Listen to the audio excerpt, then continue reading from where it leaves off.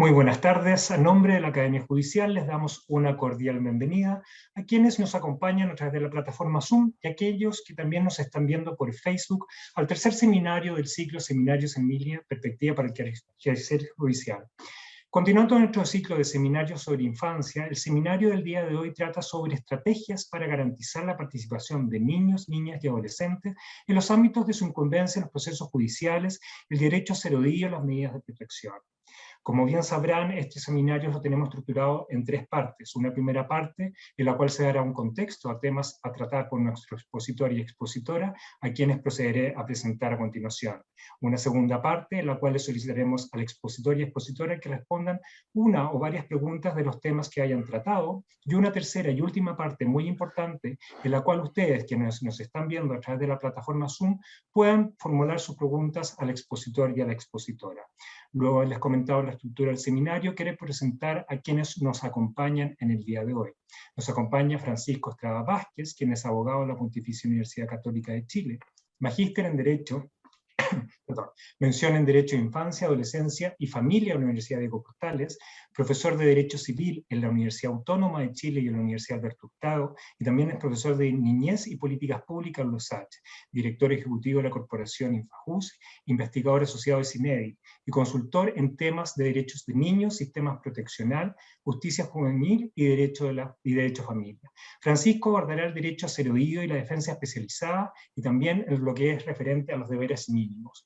También nos acompaña Paula Correa Camus, quien es abogada de la Pontificia Universidad Católica de Chile, con especialización en Derechos Humanos de la Universidad Complutense de Madrid, España. También es directora del postítulo de formación de mediadores, docente y directora de la Clínica Jurídica Interdisciplinaria de Representación Especializada de Niños, Niñas y Adolescentes en la Facultad de Derecho de la Universidad de Diego Portales.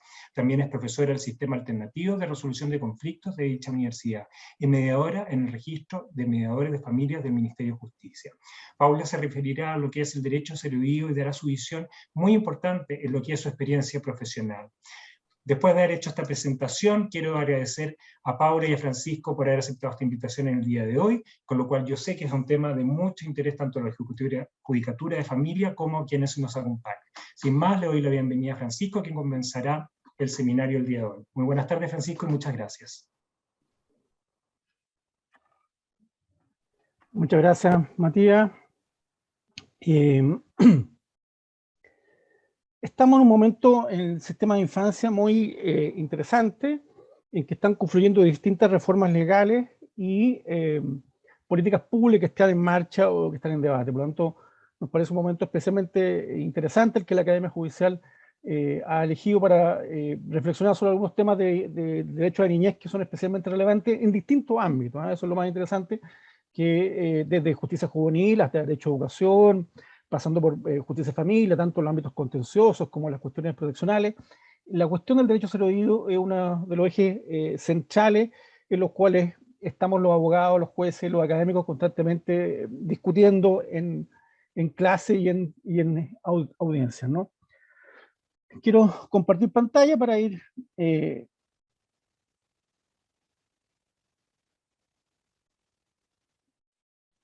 necesito ahí que me permitan. Ahí sí.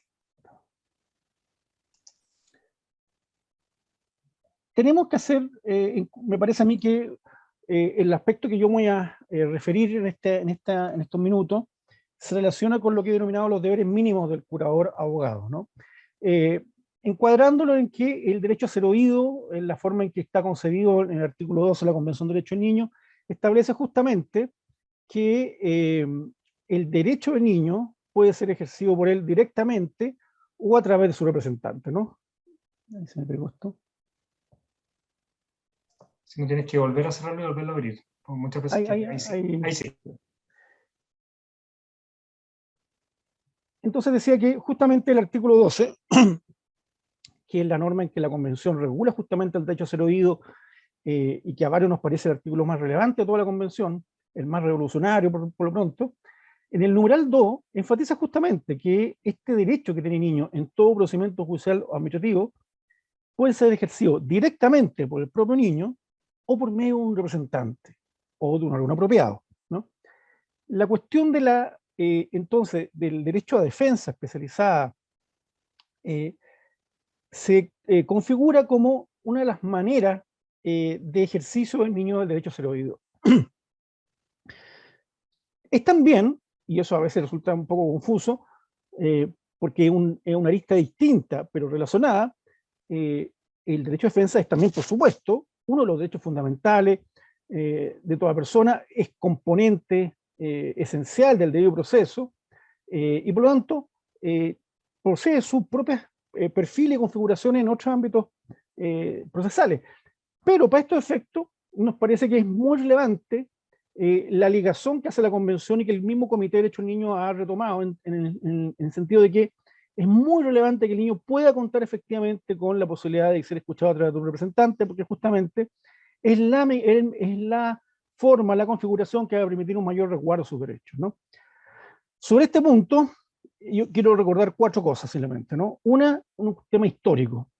Aquí tuvimos en los años 90, producto de la litigación, que programas que hacíamos defensa jurídica a niños en ese tiempo en trámite de discernimiento, declarados sin discernimiento o declarados con discernimiento y enfrentando un juicio penal, o declarados sin discernimiento, como decía, y asumiéndose dentro del ámbito proteccional, tuvimos un criterio muy significativo, muy innovador de parte de las Cortes de Apelaciones, sobre todo primero en lugar de Santiago, luego de San Miguel y luego de distintas cortes del país.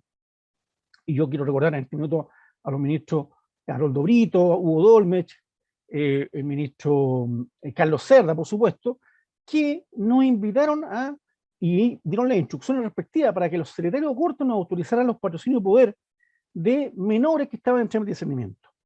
Y que si hubiéramos seguido la posición civilística tradicional, por supuesto que por la edad no podían conferir patrocinio de poder. Pero la Corte, y sobre todo el ministro Carlos Cerda, fue muy enfático en plantear que esta era una cuestión en la cual, si no, el artículo 12 de la Convención, por supuesto que quedaba sin ninguna posibilidad de aplicación, porque un porcentaje muy significativo de estos menores de edad o no tenían familia que los fuese a ver periódicamente, o porque estaban presos, porque no estaban un poco abandonados, o había cuestiones incluso logísticas que dificultaban que el día que uno fuera a sacar patrocinios estuvieran. Entonces, a mí me parece muy interesante cómo ya en los años 90 un conjunto de ministros y luego de jueces fue acogiéndose, dándose cuenta de que esta era la manera, era una manera procesal, en un entorno normativo, digamos, era, por supuesto, muy precario, de hacer operativo este artículo 12, ¿no? Lamentablemente, esto se va a perder cuando se acaba el discernimiento, se va a perder por el ámbito profesional, digo, porque en el ámbito de justicia juvenil se mantiene la práctica por la cual los adolescentes pueden nombrar abogado de confianza, sin que exista ninguna norma, ni en la 20.084, ni en el Código Procesal Penal, que diga explícitamente que los adolescentes pueden hacerlo, ¿no? Porque la judicatura entendió muy prontamente, en línea con lo que estoy diciendo, que esta era parte esencial del derecho a debido proceso, que hubiera el mismo adolescente en audiencia nombrar un abogado de confianza en aquellos pocos casos, no son mayoritarios, en que había recursos que permitían tener acceso a ese abogado, ¿no? Eso se pierde el 2005, y se pierde absolutamente en materia procesal, proteccional, al punto que cuando hemos comentado con judicatura la posibilidad de que un adolescente designe abogado, nos dicen, mira, eso nunca se ha hecho en el tribunal, ¿no? Hace un mes atrás, una colega de la Asociación de Abogados de Familia nos comentó que en Antofagasta tuvo el mismo problema, que le negaron la posibilidad a un adolescente de nombrar abogado de confianza, ¿no? Solo entendían que el tribunal podía nombrar curador en línea, rompiendo entonces una práctica jurisprudencial que existió en algunos años en nuestro país.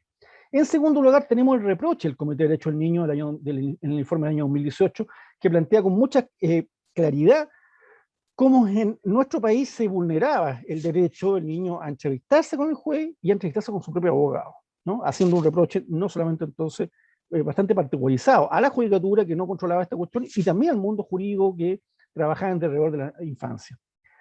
Luego, dentro de las cosas positivas de este entorno que está tan cambiante, tenemos una reciente reforma en la ley 21.430, la ley de garantía y protección de derechos de la niñez, que fue publicada recién hace un mes atrás, el 15 de marzo, y que vamos a conversar sobre ella en otro seminario, que en el artículo 50, dentro de la regla del debido proceso, contiene específicamente, nuevamente reitera la idea del derecho a representación jurídica, ¿no? Especializada. Por lo tanto, emerge ahora en la ley de garantía un estatuto propio de derecho de la persona jurídica que el artículo 19 de la Ley de Tribunales de Familia no lograba construir. El artículo 19, lo hemos dicho muchas veces en seminarios, también aquí en la academia, no contiene una norma de derecho de defensa, sino que más bien contiene una norma de designación en ciertos casos, bajo ciertas hipótesis, así con ciertas personas, ¿no? Y en cuarto lugar, yo diría que hay una preocupación institucional muy valiosa que hay que acoger a través, por ejemplo, del programa Mi Abogado, que ha ido creciendo, que tiene presencia nacional, y que hay que esperar que ojalá se configure institucionalmente o con una cierta especialización o alero una institución nacional, ¿no? De un Servicio Nacional de Asistencia Jurídica, porque su avance, me parece a mí, que ha sido muy significativo, se pueden ver limitados con su permanencia en esta figura tan anacrónica que tenemos de las 4 corporaciones de asistencia judicial, que mi distinguida colega bien conoce porque dirigió una de ellas justamente, ¿no? El programa de Mi Abogado entonces es una muy buena noticia que viene a mostrarnos los avances que hemos tenido, pero también los avances que están pendientes. Y también hay una preocupación institucional en la Defensoría de Niñez. En el último informe anual, en todo el informe hay un capítulo especial sobre represión jurídica por mandato legal. Pero en el último capítulo, ese informe entra en más detalle en torno a la panorámica del estado actual de la represión jurídica de niños, niñas y adolescentes. Y desde SIDENI nos correspondió colaborar con la Defensoría de Niñez en la redacción de ese capítulo, por lo tanto, lo invito a buscar ahí bastante información que nos permitió más bien plantear un panorama de los distintos ámbitos en que un niño puede necesitar esta represión jurídica, ¿no? Dicho eso, dicho este entorno, aquí simplemente dejo nomás la regulación del nuevo artículo 50 de la ley de garantía, que además, digámoslo también, no alcancé a ponerlo acá, tiene un horizonte que puede cambiar esta semana, ¿no? En la medida que el viernes pasado se aprobó en la Comisión de Principios de la Convención Constitucional Constituyente una norma especial que contiene una serie de derechos del niño y que a mí me parece que en general es una muy buena norma, que tiene que pasar el Pleno esta semana. Aprobándose en el Pleno, lo que yo entiendo que debiera ocurrir, podríamos tener una norma profundamente innovadora que constituya efectivamente un marco que nos permita el fortalecimiento y la exigencia a todos los actores públicos de estos derechos que se van a garantizar ahora en la Constitución, ¿no? Decía entonces que ese es el entorno en el cual me parece a mí que hay que situar la conversación en torno al derecho a ser oído del niño y la representación jurídica como el mecanismo a través del cual el niño es oído de manera más eficaz. Porque por supuesto un juez puede escucharlo directamente, tenemos estas prácticas, las entrevistas confidenciales, pero la forma en que el Comité de Derechos del Niño entiende en qué consiste el ejercicio del derecho a ser oído exige una asesoría jurídica, exige la posibilidad de impugnar, exige una serie de cuestiones que en nuestra literatura, y digo nuestra literatura, la literatura hispanoparlante básicamente, está muy poco tematizada, ¿no? Este no es solamente un tema chileno, es un tema en el cual España, Argentina, Uruguay, Costa Rica están muy al debe, sobre todo en materia de justicia, familia y proteccional. En todos los países hay este tema muy estructurado en materia de justicia juvenil, pero las cuestiones de justicia y familia, las cuestiones contenciosas, en que se discute un divorcio, un cuidado personal, y se nombra un curador ad litem, o en las materias directamente proteccionales, no hemos logrado en nuestra cultura jurídica construir una serie de estándares que me parecen que son absolutamente necesarios e imprescindibles, que yo considero son deberes mínimos de todo abogado del niño, ¿no? Porque entonces hoy día, post 15 de marzo, ya teníamos que empezar a hablar de abogado del niño, ¿no? Hasta el 15 de marzo era una especie de como entelequia que podíamos aspirar justamente directamente de la Convención del artículo 12, pero nuestra normativa hablaba del curador ad litem. Hoy día el artículo 50 de la ley de garantía habla del abogado del niño, por lo tanto es desde ahí que tenemos que pararnos. Y además construye entonces lo que hemos llamado algunos una defensa especializada. Esto está en el informe de la Defensoría y lo construimos junto a Miguel Siguero, Esther Valenzuela y la profesora Fabiola Latrop, la manera en que concebimos en qué consiste esta especialización, que no es el tema de esta ponencia, pero que quería mencionar ese elemento como el entorno, ¿no? 10 deberes mínimos, los voy a mencionar rápidamente y voy a hacer fin a algunos de ellos. Primero, entrevistarse con el niño, siempre, antes de audiencia y periódicamente. Hay todavía curadores hoy día a lo largo del país que no hacen esta cuestión. Segundo, entrevistarse con la familia cuando es posible, antes de audiencia y periódicamente. Tercero, entrevistarse con los interventores y con la red, antes de audiencia y periódicamente. Cuarto lugar, estudiar el expediente también, antes de audiencia y periódicamente. Quinto, ofrecer prueba propia y examinar la contraria. Sexto, impugnar las resoluciones y alegar en corte. Séptimo, resguardar el derecho a ser oído directamente por el niño. Octavo, el resguardo del niño a su derecho a relación directa y regular con sus padres y personas cercanas. Noveno, el controlar las condiciones de internación. Y el 10º, fijar objetivos, estrategias de litigación. Estos 10 deberes mínimos me parece a mí que son el contenido que todo abogado niño hoy debe realizar, tanto si está en materia de penal juvenil, si un abogado está presentando un recurso de protección en materia de derecho educacional porque un joven fue expulsado de un colegio, como si estamos en la justicia de familia, tanto los curadores nombrados en procesos contenciosos, digo, como aquellos nombrados en materia proteccionales. La primera, que es la que yo diría que desde el 2017 en distintos seminarios venimos planteando, y que me parece a mí que hay un conjunto de actores, entre los cuales, por supuesto, la Clínica Jurídica de Portales que dirige Paula ha sido una de las pioneras, porque además tiene un convenio muy interesante con la Facultad de Psicología, y entonces una clínica interdisciplinaria, y tenían estándares propios también, en los cuales también estaba en la entrevista con el niño. Nosotros en la Corporación Infajust teníamos también este modelo, y también era parte de nuestro estándar, y es parte de nuestros estándares lo que le ofrecemos a la judicatura cada vez que nos nombra curadores en cualquier tipo de materia, decir, mira, nosotros siempre nos vamos a entrevistar con niños, ¿no? En los últimos años, en la modalidad telemática, por lo que estamos viviendo, pero anteriormente, presencialmente, yendo a los hogares, yendo a las casas, en algún caso, por ejemplo, cuando yo fui nombrado en el caso del niño Atilio, yo fui a la casa de Atilio, me entrevisté con Emma y con Giglola, ¿no? Entrevistarse con niños no solo, como alguien pensaba alguna vez, mira, yo es que yo me decía, yo llevo al niño a un rinconcito en el pasillo del tribunal y ahí converso con él con mucha confianza. Eso no es lo que significa entrevistarse con niños, ¿no? La entrevista con niños significa la construcción de una relación de confianza, que es un deber ético que todo abogado, por lo menos los abogados colegiados tenemos, la construcción de relación de confianza con nuestro cliente, ¿no? Y eso significa que tenemos que hacerlo permanentemente, procurando que el niño o niña esté informado, entienda, conforme a su edad y madurez, de lo que está ocurriendo, ¿no? Por supuesto que un niño en materias proteccionales es muy difícil que entienda que está. Él experimenta una serie de situaciones, pero pocas veces tiene la tranquilidad de preguntarle a alguien, ¿no? Ese es un rol del abogado del niño, justamente, la construcción de la confianza y la explicación y información de lo que está ocurriendo. Responder las preguntas y peticiones que tiene el niño, ¿no? Antes de empezar a hablar, que es lo que hacemos siempre los adultos, empezar un discurso, mira, lo que pasa es que tú tienes que, lo primero, debería ser siempre, bueno, aquí, ¿qué preguntas tienes? ¿Hay algo que no entiendes? ¿Tienes alguna petición que hacerle al tribunal? ¿Te acuerdas del tribunal? El tribunal de esa señora que te dijo tal cosa, bueno.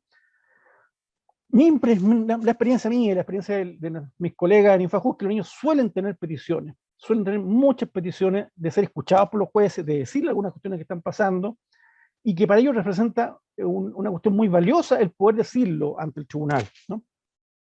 Hacerle preguntas a los niños sobre los hechos, sobre opiniones, sobre deseos y sentimientos, y ofrecer canales de comunicación reservados a los niños. Hemos hablado en otra oportunidad que por hoy los medios tecnológicos, el WhatsApp y otros mecanismos, en la medida que estén bien regulados y cuenten con dispositivos los respectivos centros residenciales, pueden ser un canal de comunicación privilegiada porque permite saltarse cualquier interferencia adulta, ¿no? Yo he tenido comunicación con niños que han hecho abandono de residencia y que han estado en lugares de otro familiar o con su madre que tenía bien pocas competencias, pero esa niña me mandaba mensajes, WhatsApp, me decía, aquí estoy abogado, ¿cómo está? Estoy bien. No era mucho tampoco lo que me contaba, pero daba señales de comunicación a través de estos dispositivos. Yo creo que el mundo infanto-adolescente hoy día se maneja con mucha más plasticidad y flexibilidad que el mundo adulto en estos mecanismos, ¿no?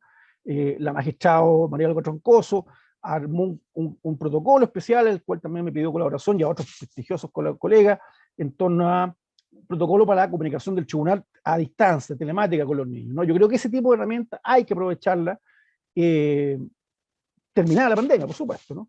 En segundo lugar, entrevistarse con las familias. Las familias, el sistema proteccional son familias que están muchas veces en tela de juicio, que tienen algunos serios problemas, por eso este chico está ahí justamente, es lo que la literatura denomina familias multiproblemáticas, y que a mi amigo Sergio Bernal no le gusta, y prefiere hablar de familias multiacontecidas, ¿no? Pero hay que hacer un esfuerzo de comunicarse con las familias, ¿no? De que entiendan el rol del curador, el abogado del niño, que es distinto del abogado, y que muchas veces es necesario recomendarles que vayan a la corporación porque ellos también cuenten con relación jurídica, ¿no? En tercer lugar, entrevistarse con los interventores y la red. Esto me parece a mí tremendamente central. Había cuenta a veces, en muchos lugares, desastroso nivel de descoordinación que tienen los operadores del sistema, ¿no? Y esto ya, yo debo decirlo, no solamente opera en el sistema público, ¿no? Yo, en una causa particular que tengo, en que hay 3 psicólogas interviniendo en un mismo grupo familiar a distintos niños, nunca se habían juntado entre ellas. Eso me parece que empobrece los procesos terapéuticos, ¿no?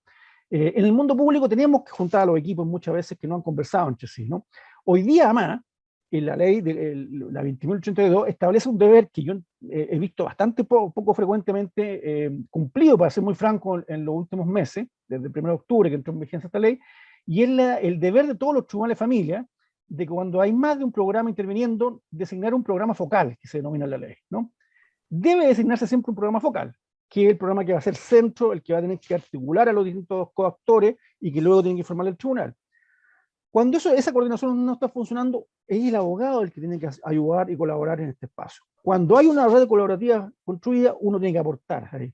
Pero es imprescindible escuchar la opinión de los distintos actores, ¿no? En cuarto lugar, el estudio del expediente me parece muy central, sobre todo por las dificultades que tiene el expediente electrónico, ¿no? Yo he participado en varios estudios en los últimos 2 o 3 años, y además tenemos la experiencia particular y de la corporación Infajú.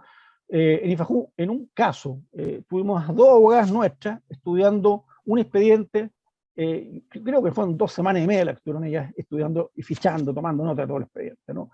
Y lo que muy rápidamente una de las colegas se dio cuenta es que ninguno de los actores que estaban resolviendo cuestiones, haciendo opiniones de consejo técnico, enviando informes al tribunal por parte de los interventores, ninguno se había estudiado todo el proceso. Era evidente, porque dicen unas cosas que están contradiciendo lo que ya había pasado acá, ¿no?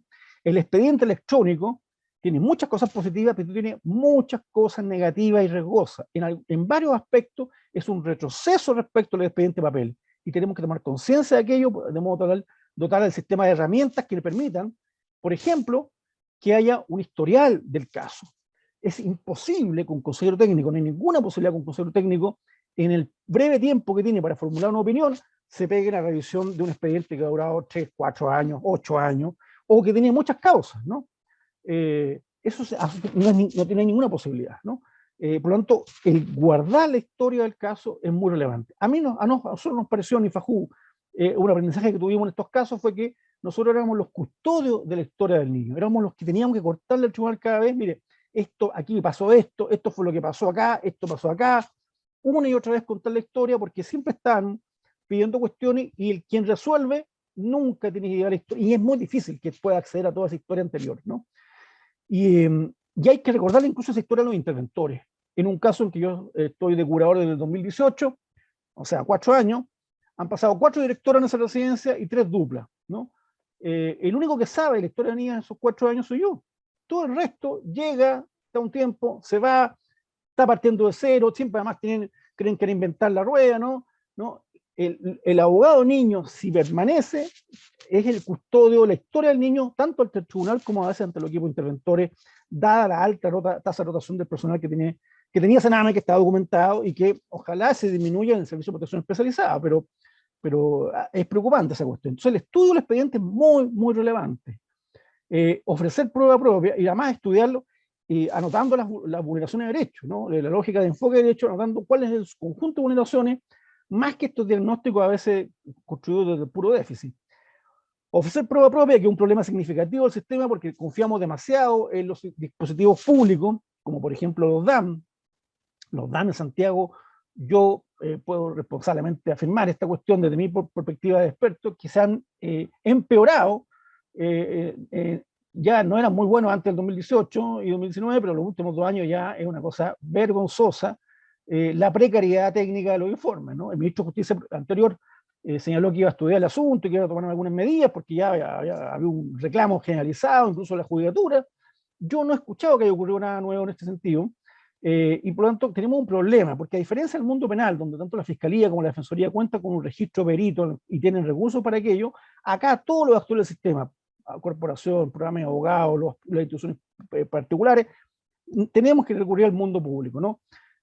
Para hacer exámenes de pericia, ¿no? Quizá Paula nos pueda comentar, quizá la experiencia con el equipo de psicólogos le da al equipo de aportarle justamente un recurso adicional que los demás no tenemos, ¿no?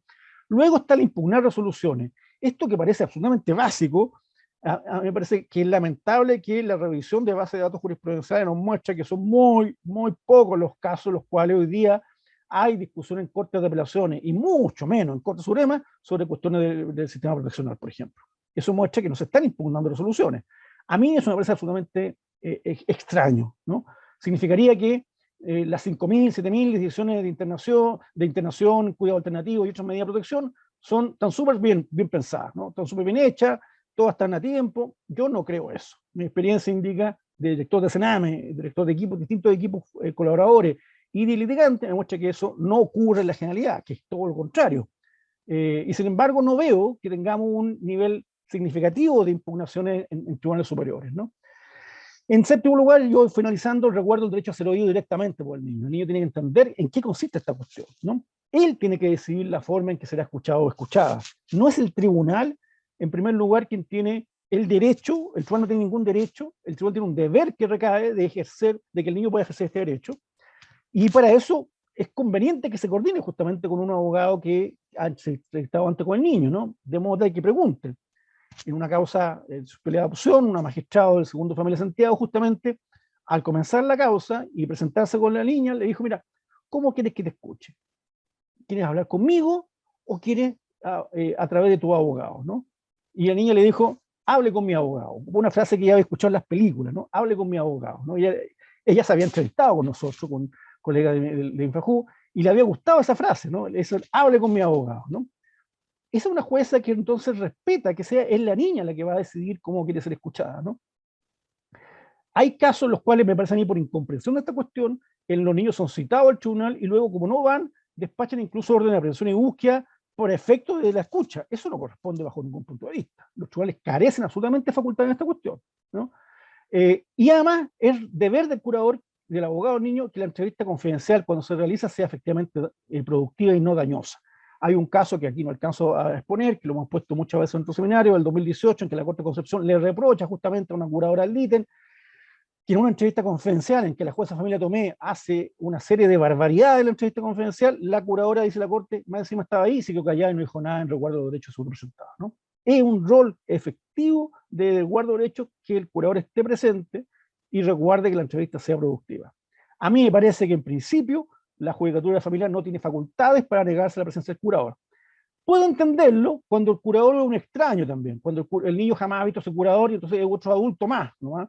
Y puede que la consejería técnica haya visto y al niño lo haya entrevistado más veces que el curador. En esos casos yo puedo comprender ese tipo de divisiones. En el caso de los curadores que hoy día, como mi abogado, como la Portal, como Infajú y otros más, que nos entrevistamos siempre previamente con el niño, no me parece que hay facultades discrecionales en esta cuestión, ¿no? Y a la forma de ser escuchado tiene que adecuarse a la edad y madurez del niño, ¿no? En un caso, causa familiar en Puente Alto, la jueza, ante un adolescente ya mayor, 16 años, la picanía un poquito para que saber, bueno, tú te quieres ir con tu tía o no te quieres ir con tu tía, a ver. Porque claro, era alguien que ya llevaba años yendo al tribunal, ella tenía una relación con ella y era un adolescente. La jueza lo que hizo fue justamente adecuarse a la edad de madurez de esa niña, ¿no?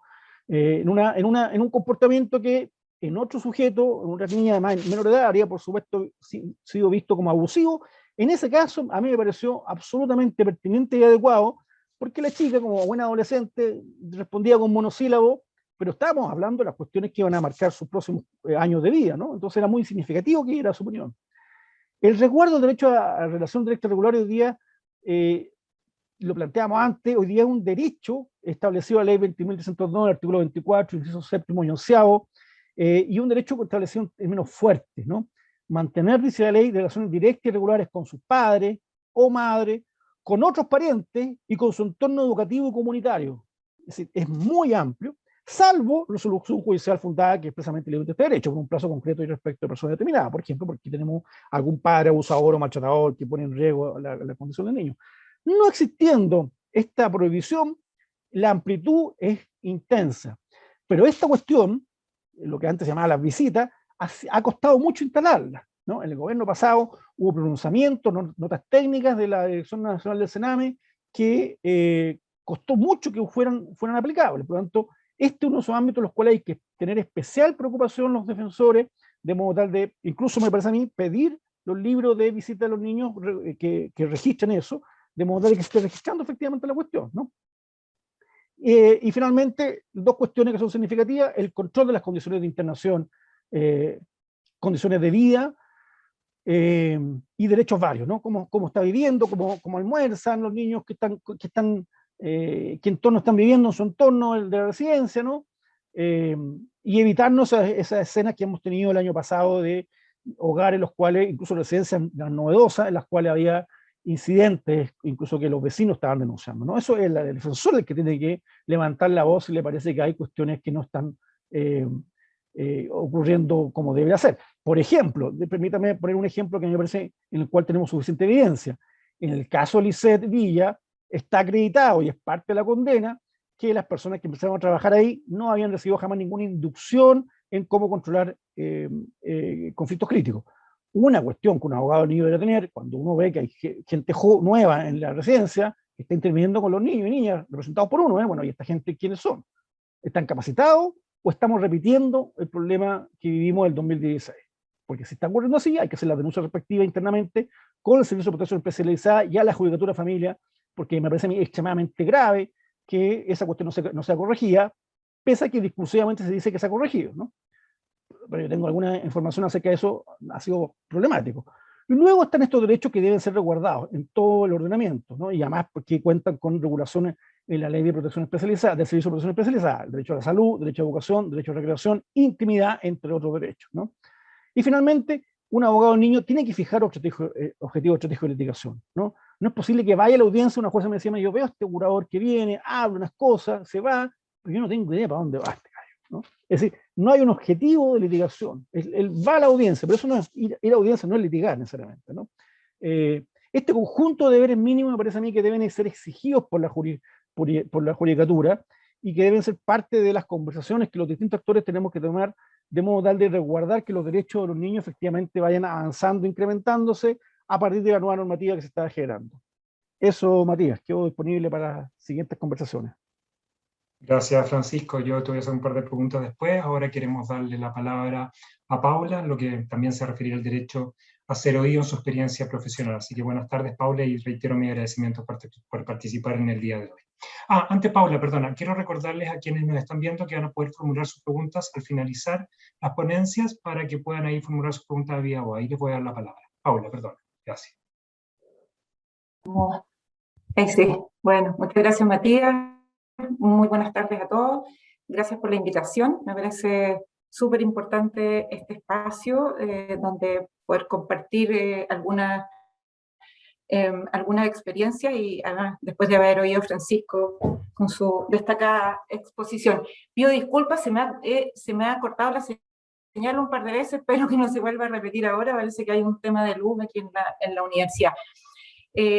Bueno, yo para esta exposición justamente quería compartir algunas reflexiones, algunas experiencias desde mi trabajo en el programa de representación jurídica especializada de la Facultad de Derecho de la Universidad Diego Portales, que para quienes no lo conocen, contarles muy brevemente, es un programa de defensa especializada interdisciplinaria que funciona al alero de una clínica jurídica que se desarrolla en conjunto con la Facultad de Psicología, que funciona desde el año 2015, y que desde esa fecha hemos representado aproximadamente más de 400 niños, por lo tanto un número significativo desde el cual podemos ir extrayendo algunas reflexiones y algunas experiencias que queremos compartir.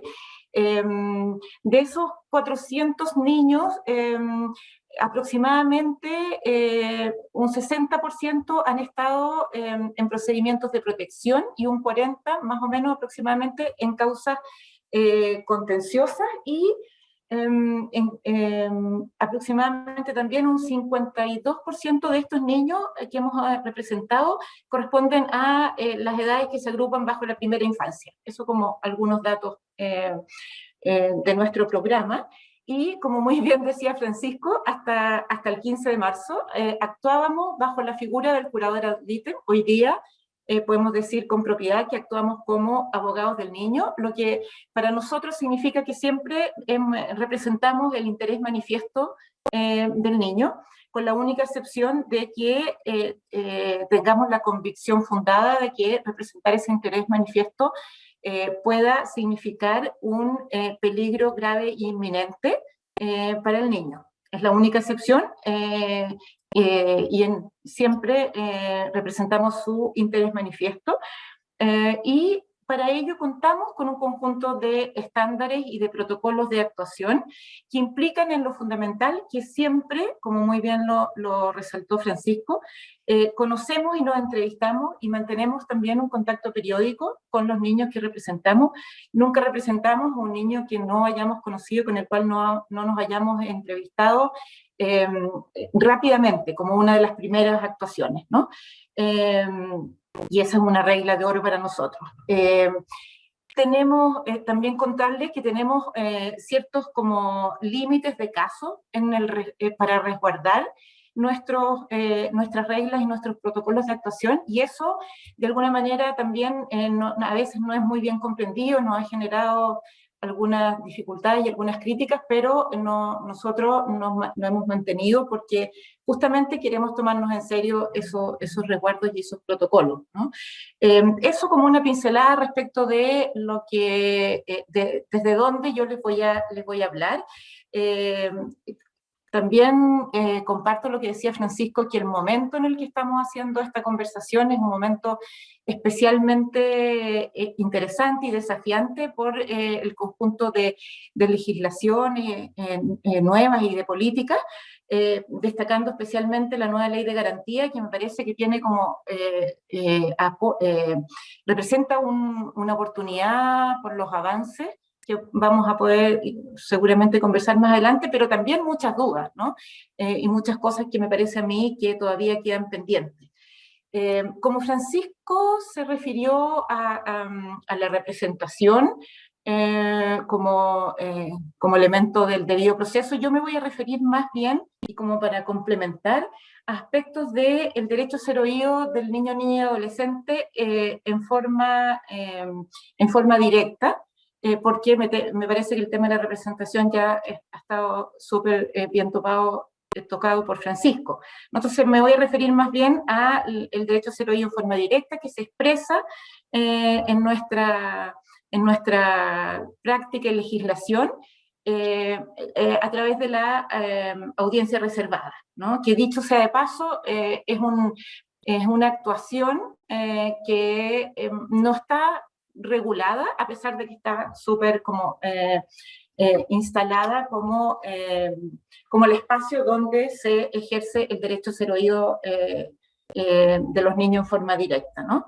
En ese sentido yo creo que han habido, y quiero reconocerlo, como muchos avances, ¿no? en los últimos tiempos respecto del derecho a ser oído, ¿no? Es un tema que está cada día adquiere más relevancia, que está muy presente, que se trata mucho, respecto del cual se analiza, se aborda mucho, y creo que eso es importante. Ahora, creo que los mayores avances han ido más por el lado más bien de la representación, o sea, del componente del derecho a ser oído a través de un representante, y me parece que los avances son menos como aprehensibles en el caso de el derecho a ser oído expresado en forma directa, ¿no?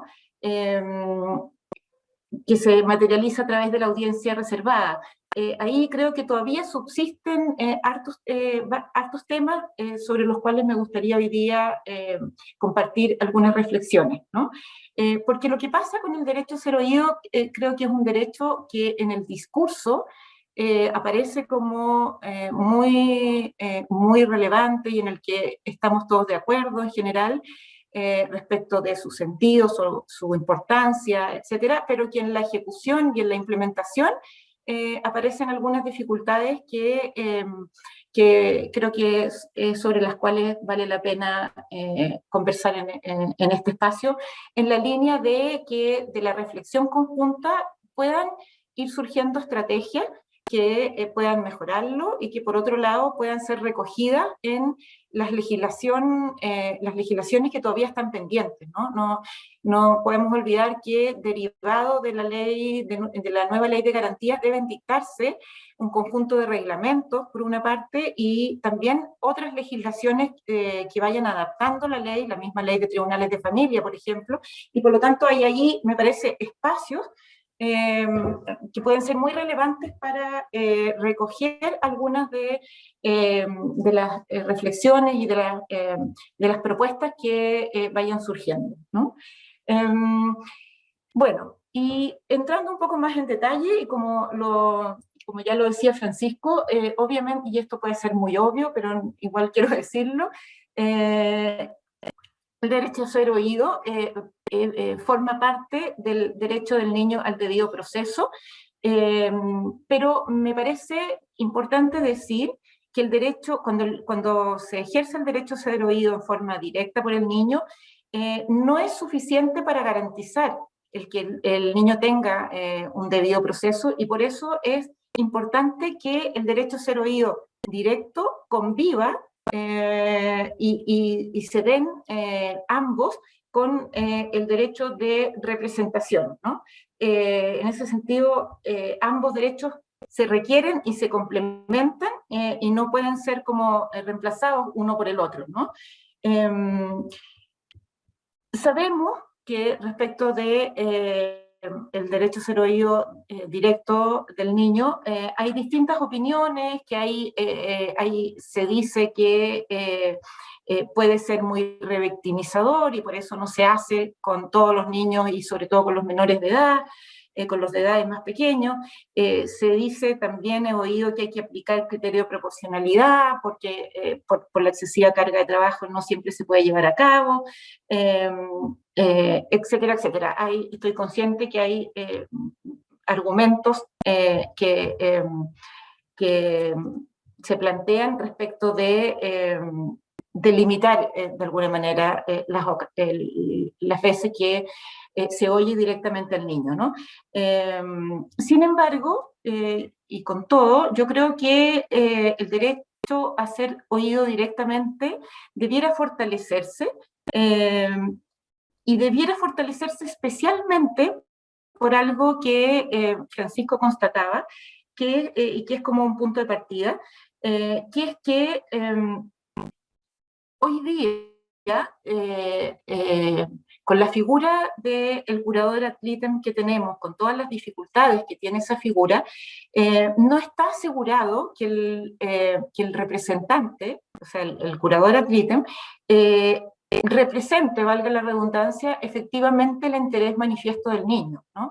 Muchas veces, ya se ha dicho acá, los curadores no se entrevistan o no hay certeza de que aún entrevistándose representen el interés manifiesto por problemas que tiene la figura, ¿no? Por falta de claridad, porque no hay una institucionalidad que asegure una cobertura homogénea, porque no hay protocolos de actuación que también sean homogéneos, ¿no? Y entonces, sobre todo en la situación actual, creo que el hecho de que los niños tengan un curador y tengan representación no asegura que su opinión y su interés manifiesto que le llegue debidamente al tribunal, y por lo tanto me parece que esa es una razón poderosa para ver la forma y que el derecho a ser oído directo por el niño se fortalezca y se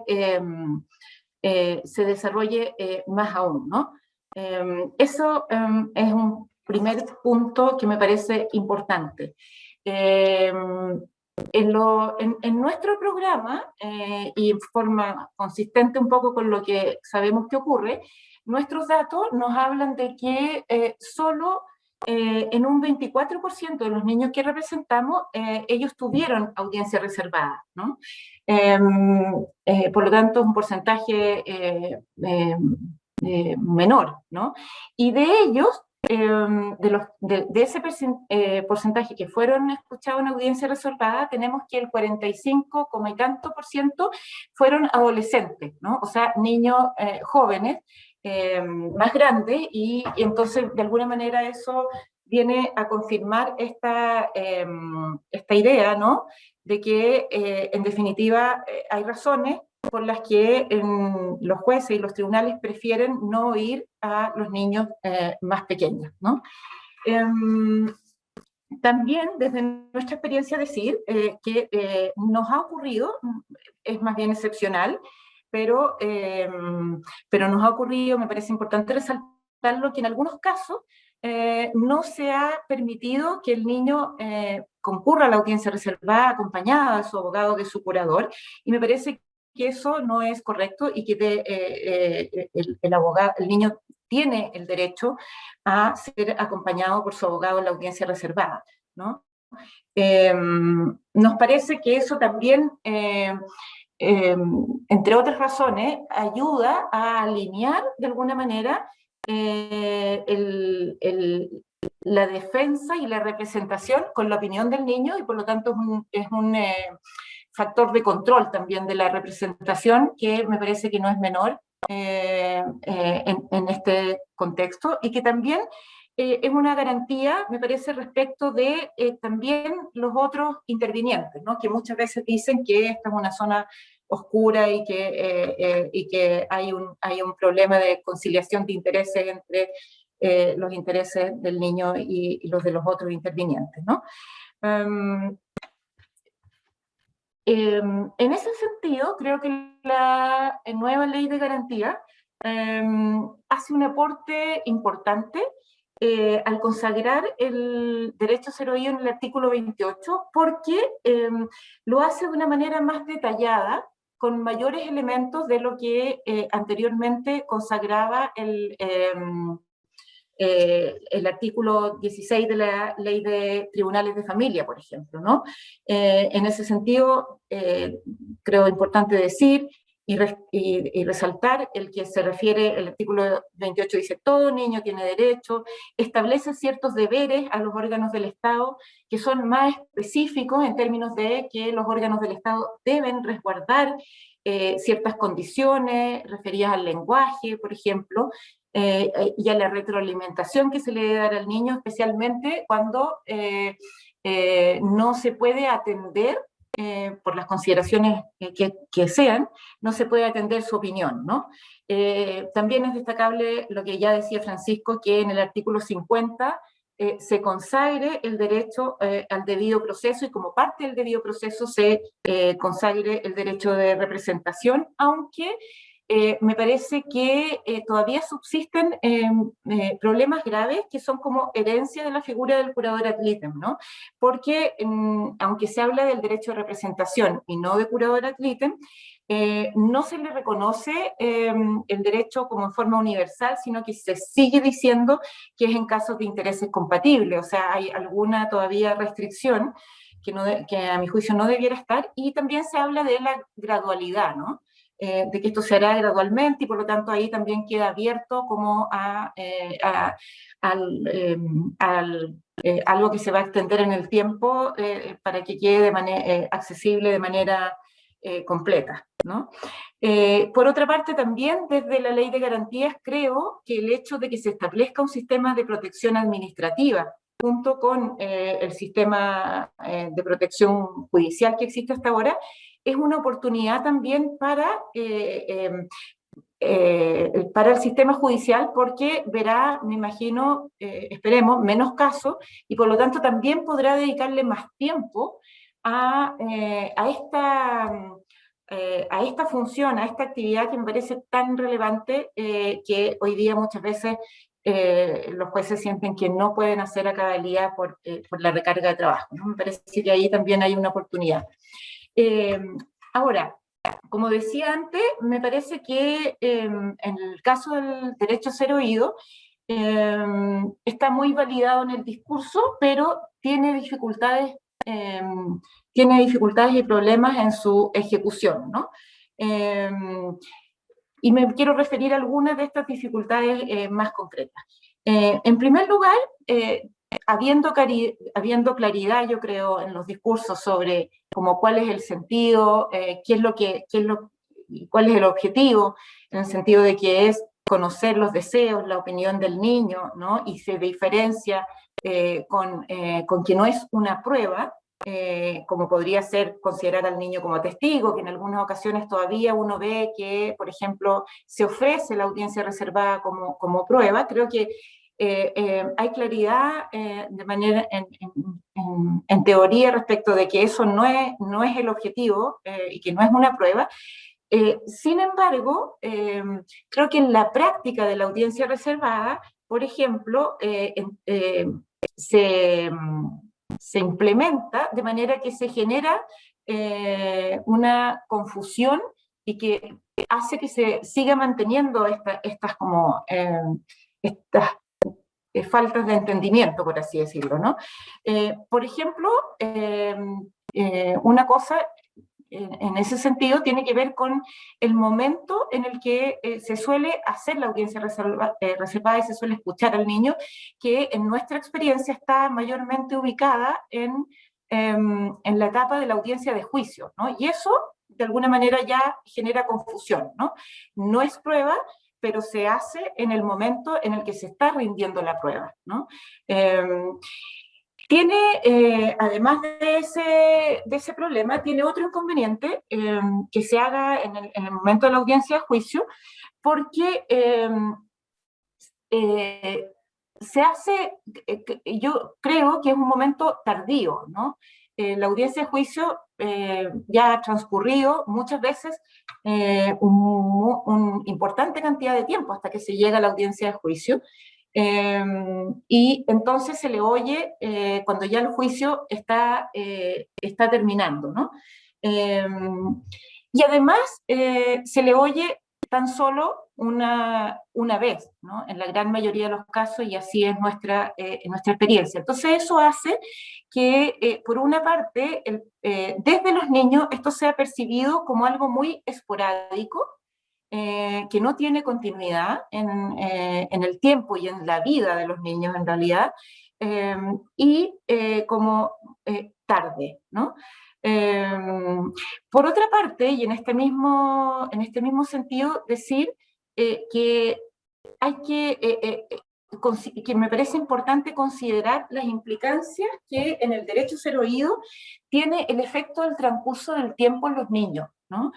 Ahí nosotros hemos aprendido muchísimo de este trabajo interdisciplinario que hacemos con psicología, donde hemos tomado en cuenta todo lo que significan las etapas del ciclo evolutivo de los niños, niñas y adolescentes, cómo las capacidades de ellos van evolucionando en el tiempo que dura el juicio, ¿no? Y entonces, en el fondo, la necesidad de considerar eso, sobre todo en los juicios que duran mucho tiempo, ¿no? Como asimismo también el hecho de que el mero transcurso del tiempo tiene una significación muy distinta para un niño, una niña, un adolescente, que para un adulto. Entonces, no sé, 2 años, que es lo que puede durar un juicio, para un niño puede ser la mitad de su vida, ¿no? Y eso, en términos de las veces que se le puede oír y del momento en el que se escucha, hace una gran diferencia, ¿no? Entonces, en concreto, nosotros pensamos que se les debería oír antes de la audiencia de juicio, aunque no necesariamente sea el mismo juez que vaya a resolver, ¿no? En ese sentido, bueno, la entrevista queda grabada y creo que si se establecen protocolos que consideren de manera más uniforme o más homogénea cómo se debe tratar esta audiencia y la información, por ejemplo, que se les debe entregar, creo que eso haría que no importe que sea oído antes y no por el juez que vaya finalmente a resolver el tema, ¿no? Entonces, antes, considerar también la posibilidad cierta de oírlo más de una vez, sobre todo en casos en que los juicios duren mucho tiempo y haya habido una evolución de las facultades importantes del niño o cambios en la situación que haya que considerar al momento de resolver, ¿no?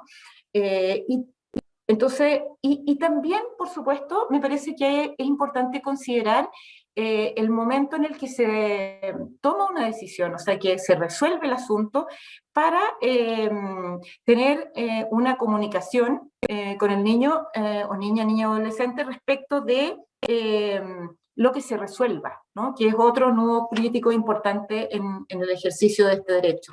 En ese sentido, y yo no sé, a lo mejor esto va a generar polémica, pero yo creo que la ayuda a la tecnología que tuvimos que implementar forzadamente por la pandemia, creo que puede transformarse en una herramienta que puede ayudar a la concreción de este derecho en mayor extensión durante los procesos, porque por lo menos en nuestra experiencia, estos 2 años nos mostró que sí se podía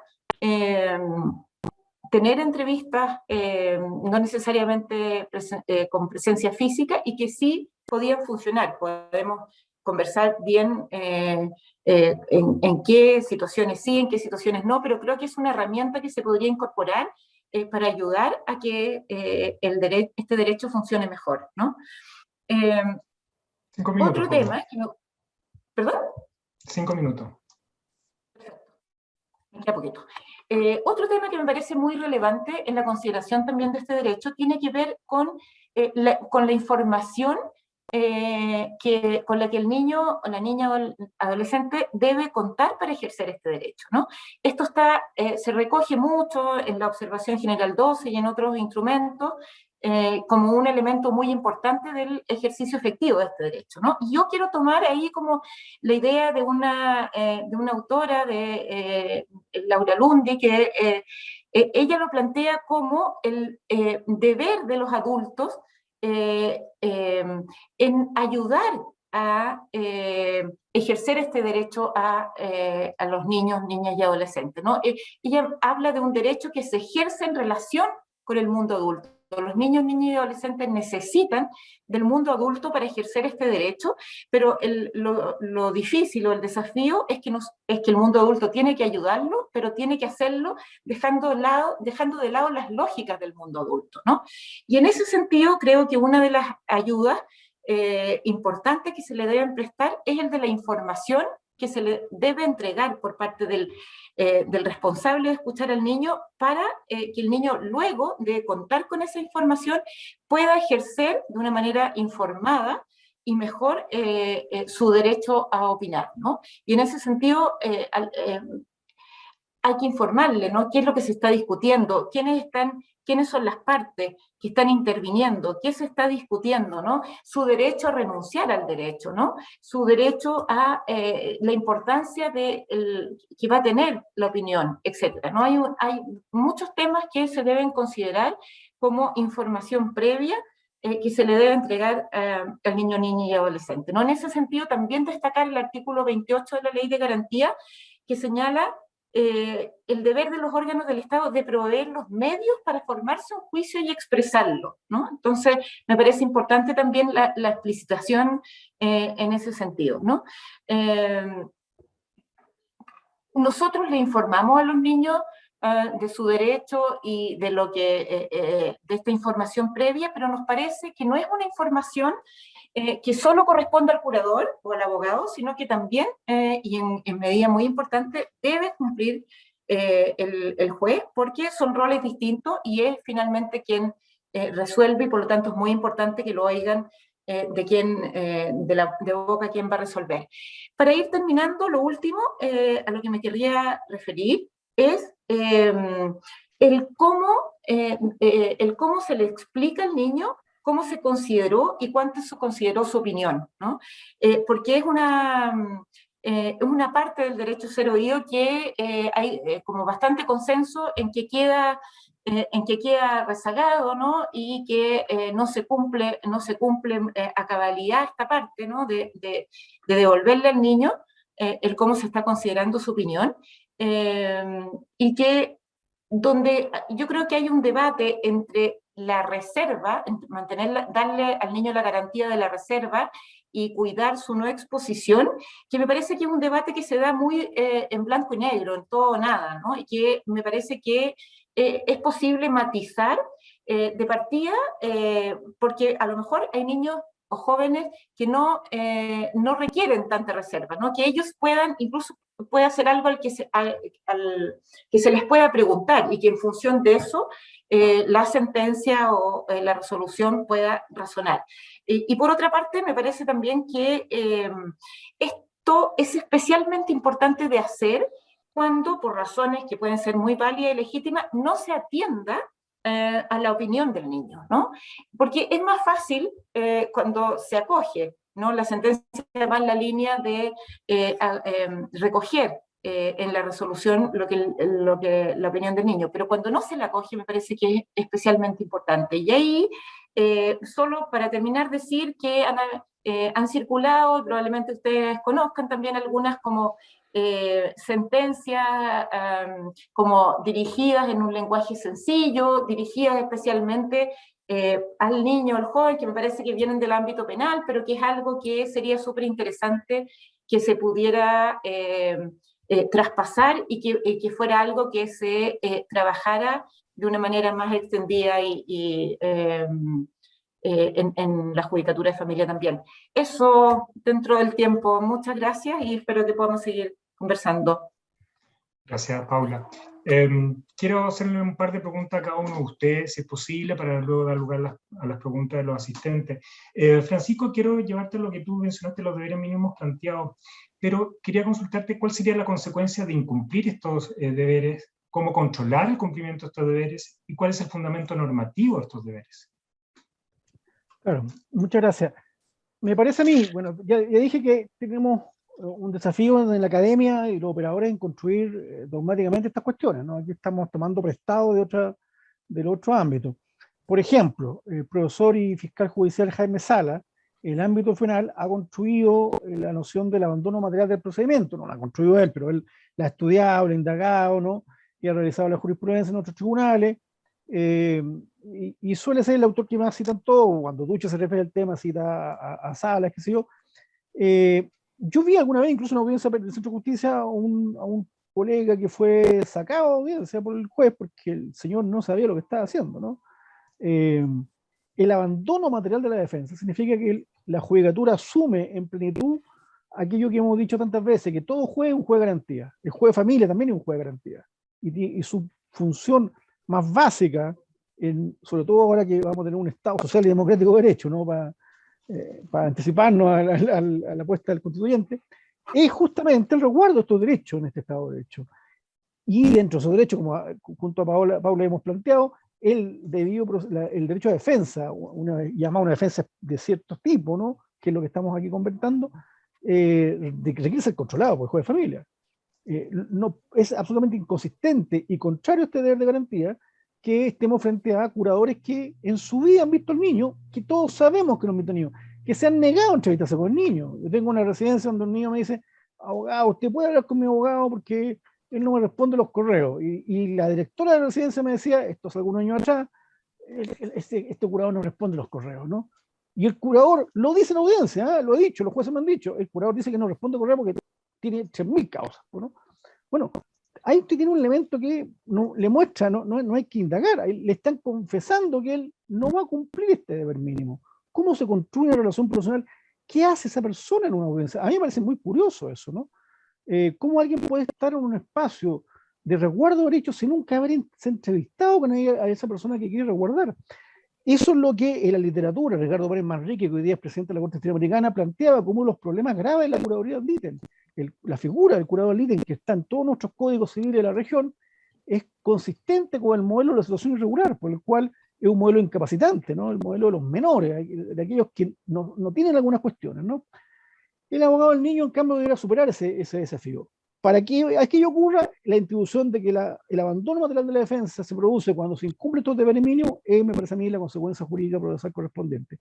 ¿Cómo se construye ese marco normativo? Desde la convención, como acabamos de decir, como decimos con Paula, desde la ley 21.430, garantía y protección de derechos integrales de la niñez, desde incluso las normas constitucionales de resguardo del debido proceso, a la debida intervención del letrado. Me parece a mí que hay, además, para los que estamos colegiados, hay obligaciones deontológicas que tenemos que cumplir, y que me parece a mí que este conjunto de abogados que yo he llamado los curadores tradicionales incumple, ¿no? Versus el conjunto de otros colegas que está haciendo el esfuerzo justamente por avanzar en la lógica del abogado del niño, ¿no? Ese me parece a mí que son las consecuencias y el marco normativo. Gracias, Francisco. Paula, es importante la ley que fue publicada recientemente, la 21.430 de garantía. En relación a esta ley, ¿cuáles son los cambios más importantes, a tu juicio, en relación al derecho a ser oído que implementa esta ley? Sí. Solamente igual me quería referir brevemente a lo que decía Francisco Por favor, y respaldar, sí. porque claro, yo creo, y coincido 100% con Francisco, yo creo que el tema es que es la figura, ¿no? Porque en definitiva él se equivoca. Yo, al igual que Francisco, claro, me ha tocado en audiencia y claro, los abogados, hay algunos curadores que defienden basados en la figura misma, ¿no? Como que pueden entrevistar o no. Yo creo que eso no es correcto, de todas maneras, porque incluso usando la figura del curador, creo que eso no obsta que tú te entrevistes y conozcas, ¿no? Pero creo que, o sea, que el cambio en la figura me parece muy relevante, y en la denominación, en el nombre, para consolidar el cambio. Y en ese sentido, y yendo a la pregunta, Matías, yo creo que la ley de garantía contiene cambios importantes en como registro del derecho a ser oído, que tiene avances, ¿no? Por ejemplo, a mí me parece que se contenga y se reconozca el derecho a participación en conjunto con el derecho a ser oído. Me parece relevante, ¿no? Porque justamente el derecho a ser oído también tiene que ser interpretado como un derecho de participación. Y esto no es solo como semántico, ¿no? Sino que en definitiva tiene consecuencias bien concretas en algunas de las cosas que yo decía, ¿no? Como en la permanencia en el tiempo, en que es un proceso, ¿no?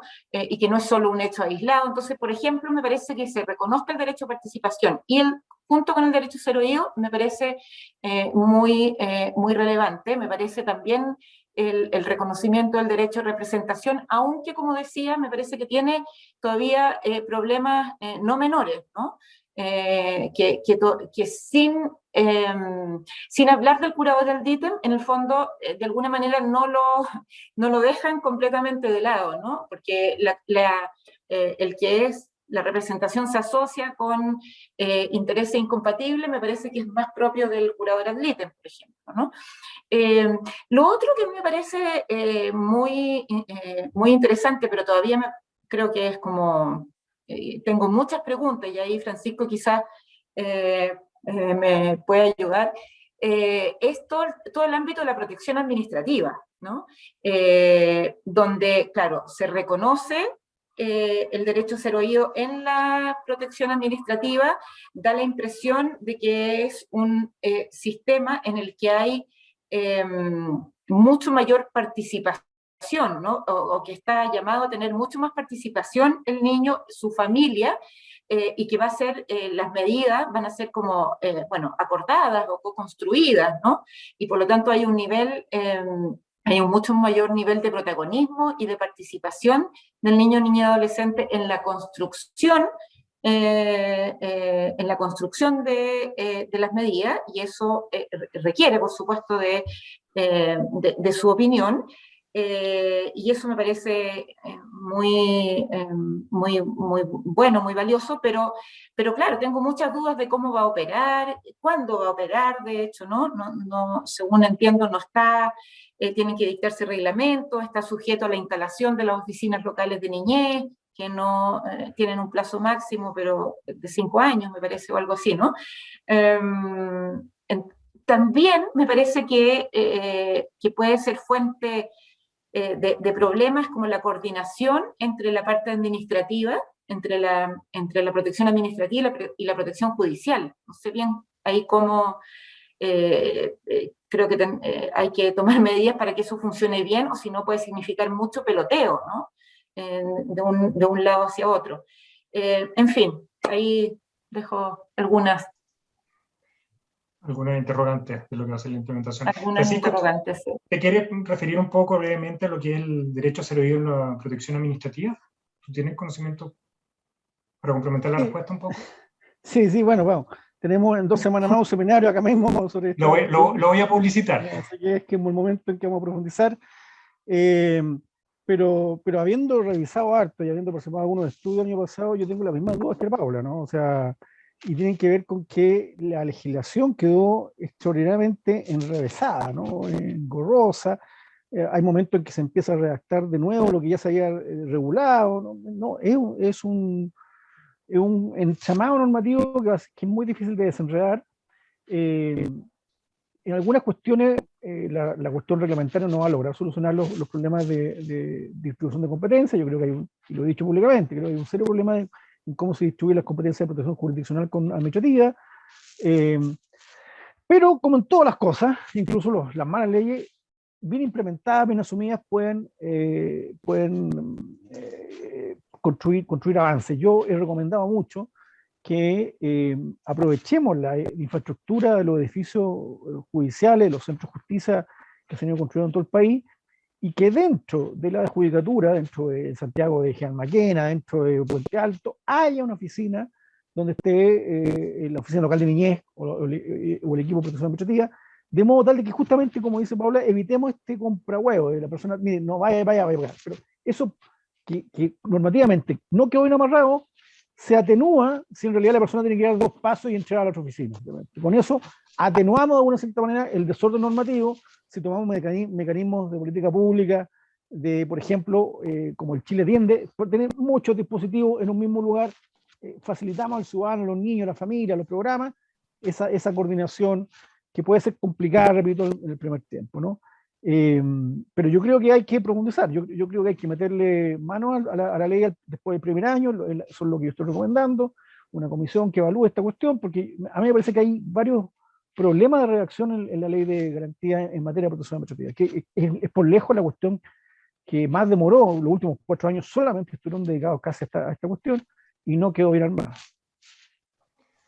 Aprovechando, quiero invitarlos a todos y todas que nos están viendo a un seminario de actualización legislativa que ha organizado la Academia sobre la Ley 21.430 sobre garantía y protección integral de los derechos de los niños y adolescencia, en la cual también estará presente el profesor Estrada y también estará Esther Valenzuela, directora ejecutiva de SIDENI. Y también a finales del mes de abril los invitamos a un seminario del ciclo de infancia sobre ley, entrevista y videograbada, análisis de su implementación y nuevos críticos, en el cual estará Carlos Iturra y la magistrada Nora Rosati, quienes han estado en lo que es la etapa de implementación de esta ley de entrevista videograbada. Ahora los invito a que puedan formular sus preguntas al profesor y la profesora, les voy a dar la palabra, les voy a solicitar que hagan sus preguntas lo más ejecutiva posible para tratar de dar la palabra a todos los que están levantando la mano y se puedan individualizar. Buenas tardes, Blanca, te voy a solicitar que abras tu micrófono y puedas formular tu pregunta.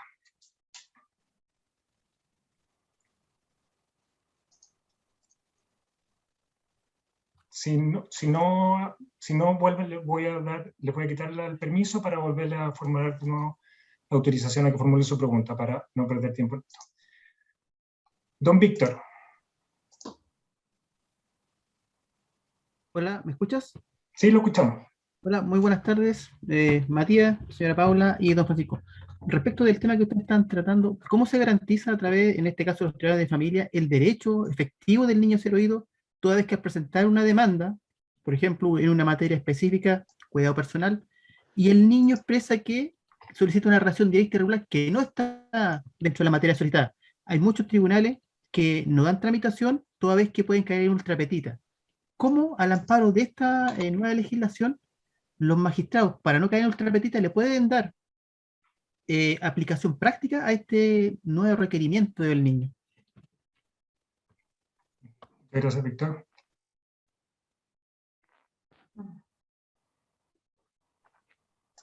¿Quién? ¿Contestamos de nuevo? Bueno, A mí me parece que habría que entender un poco más el contexto, pero en principio me parece irregular la respuesta jurisdiccional porque el 229 del Código Civil establece justamente que el régimen de relación directa regular puede ser determinado de oficio por el tribunal frente al padre no custodio ante una determinación de cuidado personal individual. Por lo tanto, no, eso no debería ocurrir. Hoy día no es necesario demandarla. Si tú demandas cuidado personal y asignas a uno de los padres, el juez tiene el deber de asignar relación directa regular al otro padre. Yo digo en clase, aunque haya tenido al abogado de los Simpsons, ¿no? O sea, aunque haya tenido un muy mal abogado, es un deber del tribunal esta cuestión porque lo que está en juego es justamente un derecho del niño. Sí, además, hay una de las figuras que permite que el niño tenga abogado, me parece a mí, en cuestiones contenciosas.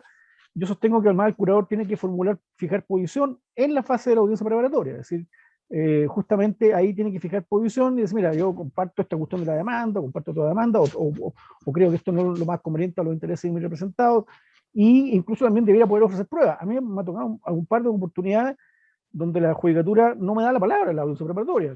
Creen que uno está aventado como el curador, pero que diga algunas cosas al final. No, yo tengo que fijar posición y para que la construcción del objeto del juicio recoja también la perspectiva de quien está representando los intereses directos del niño, por supuesto.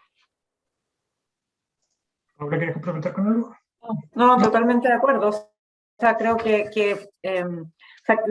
está el mecanismo legal y creo que el curador es alguien que puede solicitarlo si es que el juez no lo hace de oficio. Ahora, si el juez oye, y como un poco lo que yo decía, ¿no? Como más tempranamente al niño y aparece este deseo, este interés, me parece que está la herramienta legal para incorporarlo. No, Gracias. nada Vamos con otra pregunta. Karina, te voy a solicitar que abras tu micrófono, te individualice y puedas hacer tu pregunta. Buenas tardes. Buenas tardes, Karina Mendieta de Vallenar. Quería hacerle una consulta a doña Paula, que ella manifestó que en su momento la única forma que no representan el interés manifiesto del niño es cuando vaya en contra de su vida. En ese caso, ¿qué protocolo activan? ¿Piden la designación de algún curador? Porque yo veía en legislación extranjera en su tiempo, cuando estaba el abogado del niño, pedía la designación de un curador. Entonces, ¿cuál es el protocolo a seguir por ustedes? Esa es una. Y la otra pregunta radica en el momento en que ustedes dicen, hay curadores que le han privado de asistir a sala, y ahí yo le pregunto, ¿qué sala? Porque también está la sala Gesell, que por lo menos acá en Vallenar entra el juez y el niño, pero sin perjuicio, tras la ventanilla está el curador con el consejero técnico para que en la muela puedan, en este audífono del oído, puedan hacer las consultas. ¿A esa entrevista en general o a la sala Gesell propiamente tal? En momentos cuando han solicitado los niños la sala Gesell, se le da preferencia también al curador para que entre para otorgar la confianza al niño que está resguardado.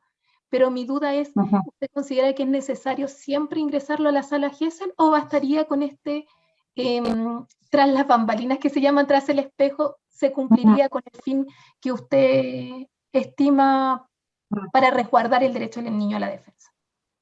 Esa era mi duda. O sea, mira, a lo que yo refería, la experiencia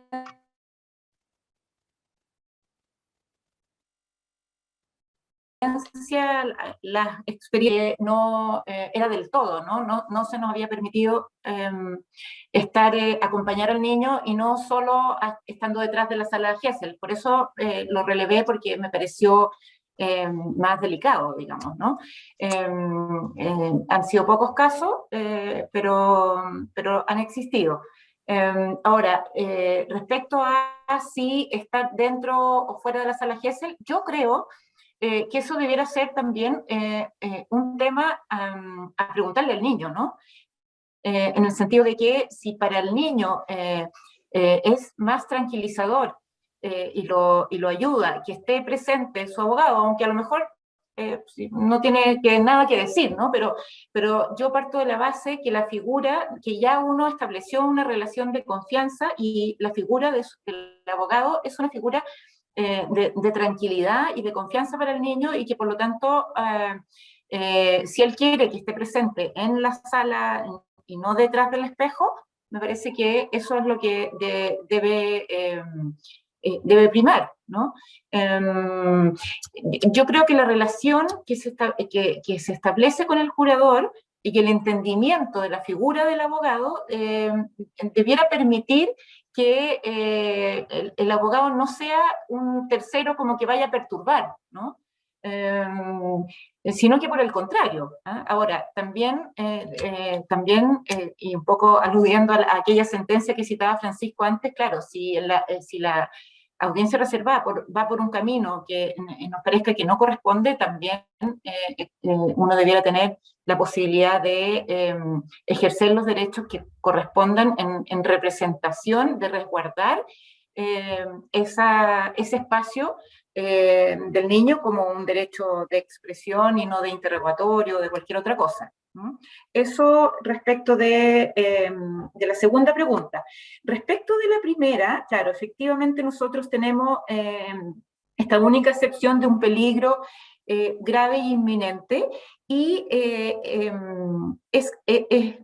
la solución es más compleja porque hasta antes de la vigencia de la ley, en Chile solo existía la figura del curador ad litem y no del abogado del niño, ¿no? Entonces, claro, yo entiendo que en derecho comparado, si el abogado del niño no cree que hay un riesgo inminente en representar el interés manifiesto, puede pedir la designación de un curador.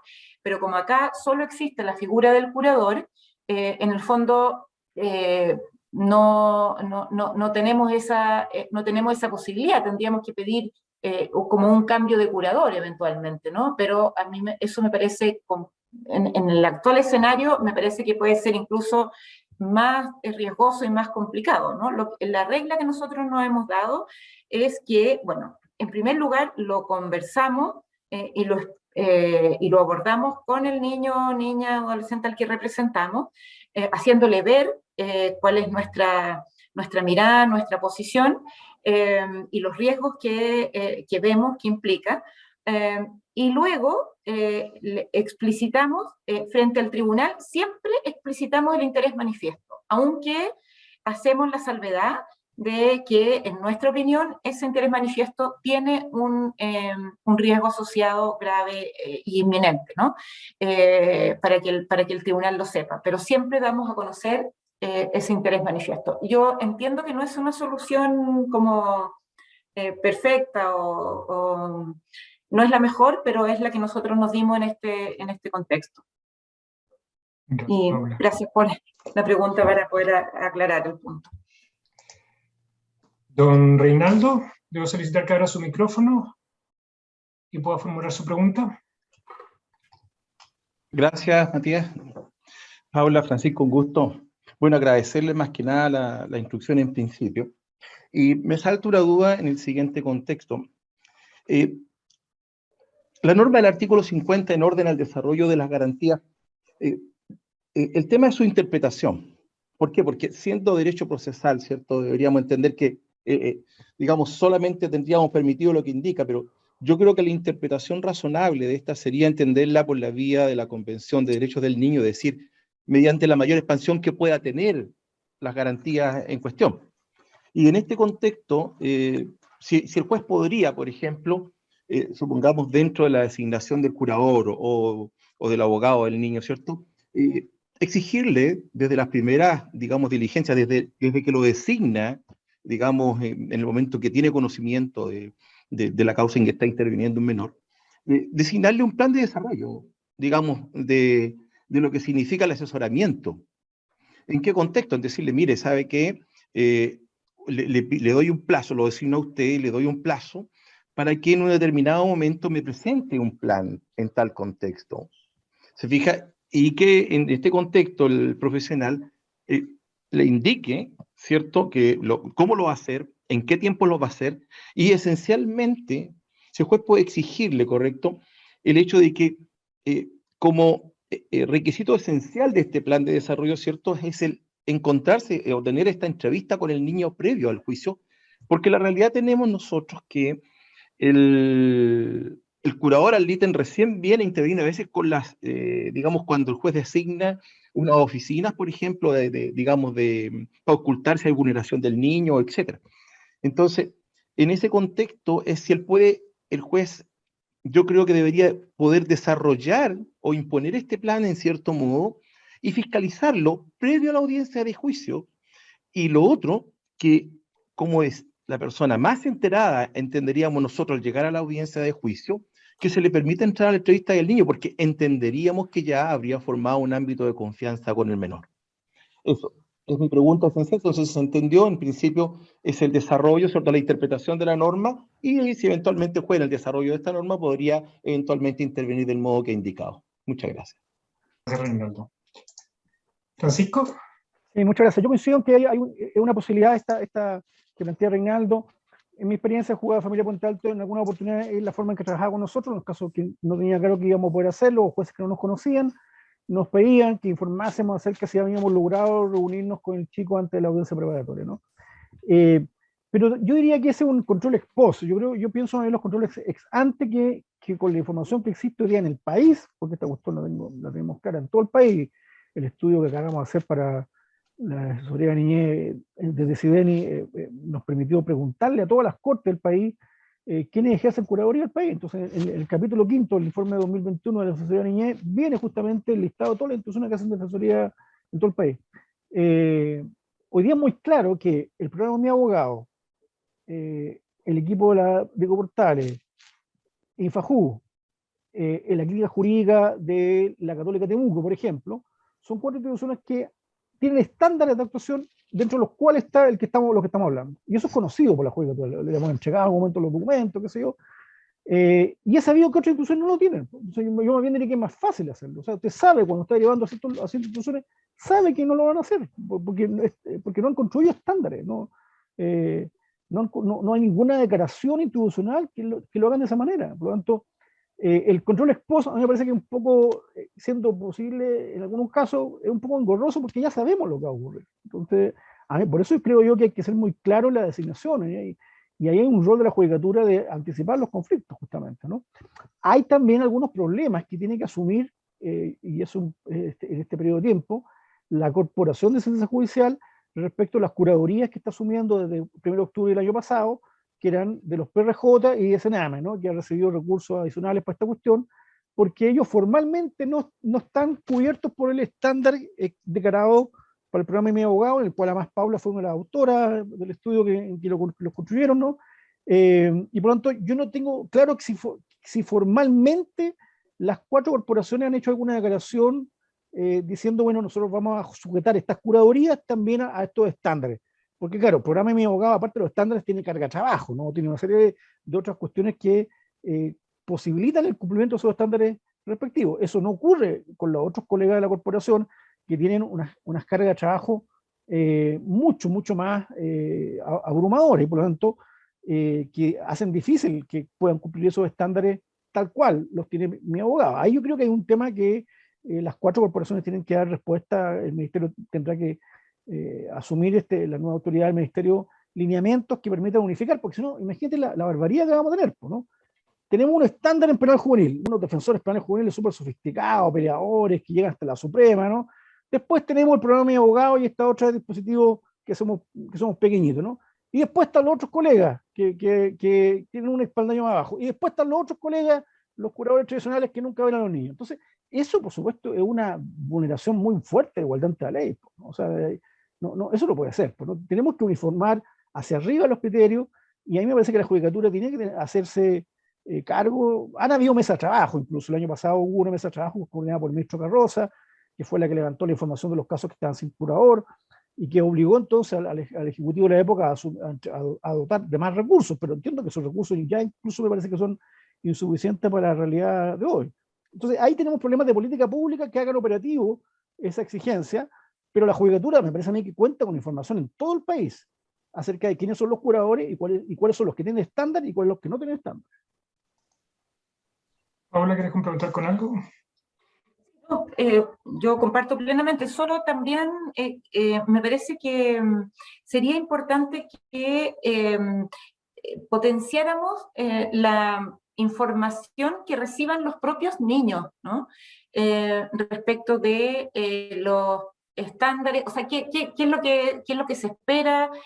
¿Cuáles son los deberes mínimos, bueno, traducidos en un lenguaje como acorde, que exponía Francisco, ¿no? Porque también, claro, hay un rol de la judicatura, pero también debiera haber la posibilidad de que el mismo interesado pueda ejercer su disconformidad o su conformidad y también pueda eventualmente cambiar de abogado, ¿no? Es un tema que para los adultos existe, para los niños prácticamente no existe hoy día y se debiera avanzar, ¿no? Entonces, complementar con eso nomás. Gracias. Elizabeth, puedes formular tu pregunta en el micrófono y individualizarte. ¿Me escuchan? Sí, te escuchamos. Buenas tardes, mi nombre es Elizabeth Rivera, soy abogada, trabajo en la ciudad de Rancagua, pertenezco a la corporación Yequem. La consulta mía es básicamente, ¿cierto? En alguna oportunidad voy a tocar que un juez de familia inste, ¿cierto? Más allá de lo conveniente, a que efectivamente se realice esta entrevista reservada. Como abogado, hay veces en las cuales uno ve, ¿cierto?, que resulta iatrogénico para el niño, inclusive, ¿cierto?, por más que uno inste y baje el perfil a esta entrevista, ¿cierto?, la aterrice a un lenguaje de un niño propiamente tal y le explique de qué trata, pero de todas maneras hay niños, ¿cierto?, que se ven afectados, se ven muy nerviosos y en definitiva no quieren, y entendiendo, ¿cierto?, que esto es un derecho del niño, una facultad que él decida o no ejercer, pero puede ocurrir, como les digo, de que algún juez de familia, ¿cierto?, pueda instar más allá de lo debido a que efectivamente esto se lleve a cabo.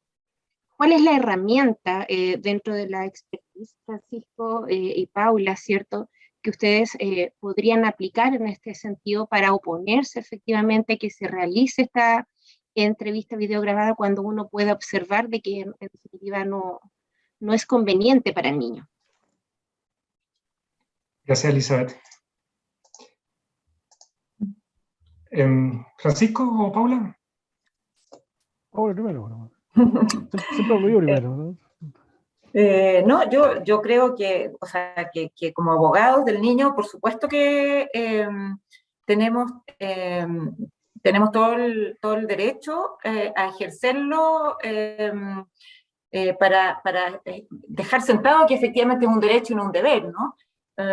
A mí me ha tocado algunas veces, no en el extremo que Elizabeth plantea, pero sí tener que manifestar muy claramente que el niño no va a ejercer su derecho a ser oído en la audiencia reservada. Lo hemos hecho presente varias veces y no ha habido ningún problema. Yo creo que lo que está detrás ahí efectivamente es la concepción de que es un derecho y no una obligación. Y esa es otra razón